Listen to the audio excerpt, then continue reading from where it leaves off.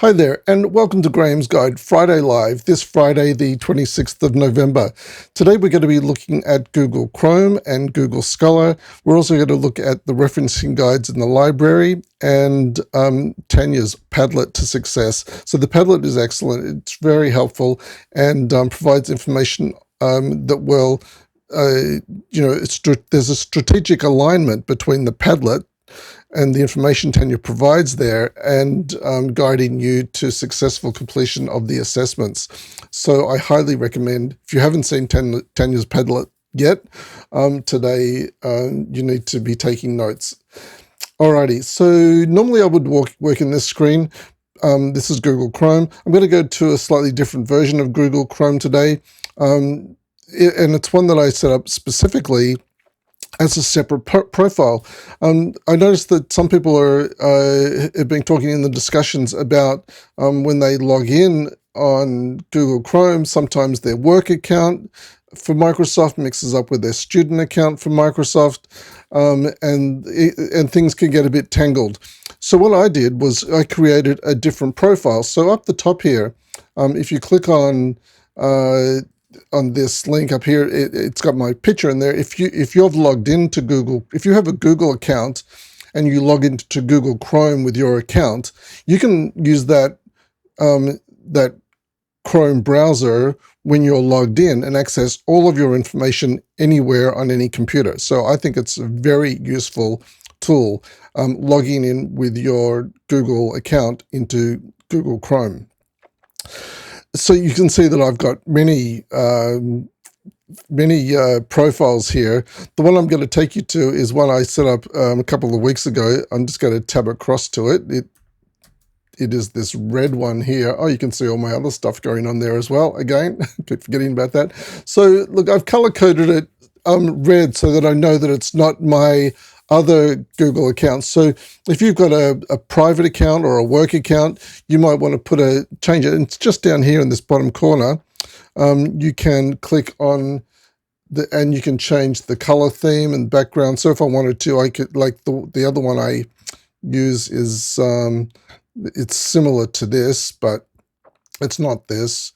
Or you can just have the default color, but I'm using this dark red color, and this means it's easy to see. Like, so when I'm in this version of Google Chrome, this profile, I know this is everything that's study related, and it's really useful because I'm not going to bring any distracting links in here. You know, if I don't need social media here, then I'm not going to bring it in here. For some subjects, you might need your social media accounts. But this is where I put all of my bookmarks, and this is my online study space. So you could set up your own Google profile for your own personal online study space and just put everything that's related to your studies in this Google Chrome profile. Google, that's Google Chrome, but Google Scholar, have I got the shortcut to here? No. So anyway, so Google Scholar is another useful Google tool. And the reason why I'm mentioning that is because you can see my images up here, so I'm logged in. Google knows that it's me. Over here on settings, if I go to the settings tab and library links, if I search here for Swinburne, I can add the Swinburne library as a resource in Google Scholar. So I don't want the Sarawak one, I want this one here. So then I click on save, and that's now there. So if I look for a source here, just say I'm looking for Metzger. It's a little bit early for Metzger. We'll be looking at Metzger next week or the week after. Metzger on credible sources, and press enter. You can see that Google Chrome is providing me with, it tells me what is available at Swinburne Library and full text. And if I'm logged into the Swinburne Library, in this browser, if I click on full text, it will take me straight in to the Swinburne Library and to that very resource that I'm looking for. So that's incredibly useful. Look, while we're in the library, let me see if this will just take us to the library homepage. Would be good if it does. Yes, it does. Great, because that takes me to my next agenda item, which is the referencing guides. So what you need to do is, oh, and one thing I didn't do just now, so have I still got Google Scholar somewhere? What I would do is I would drag it into here. Let me just open another window. Sorry, Scholar, and here. Okay, so you can see here at the top, I've got a folder here for this unit.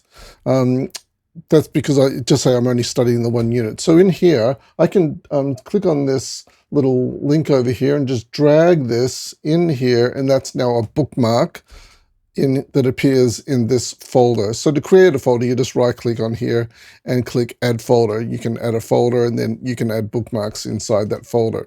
So where was I? Let's go back to the Swinburne Library. Okay, this is where I want to be. Sorry for the distraction. And let's go down here to referencing guides. What I suggest you do, go to the referencing guide for your area. If it's APA, you can click here. So this is the home page for APA referencing. Then grab that and put it in your folder so you've got a direct link to it. So it doesn't matter where you are now, just say that I'm here in Google Scholar. If I want to go to the library referencing guide, I can just click here and go to the APA referencing guide in Swinburne Library. The other one is Swinburne Harvard, which I also recommend if you're doing Swinburne Harvard, the same goes.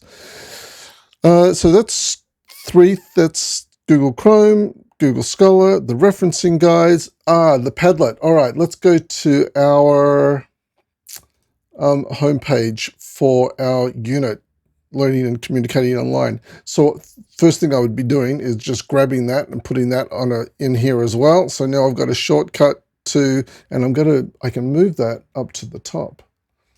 So, and I can change the name of that. If I click on Edit, I can put CMM1003, 1003 home. So I know that link now is the home for this unit. Okay, so in Tanya's announcements, you will find in this announcement here and also in this one, Tanya refers to her Padlet. So if you scroll down a little bit, you'll see the Padlet is here. Click on this link and it will take you to the Padlet.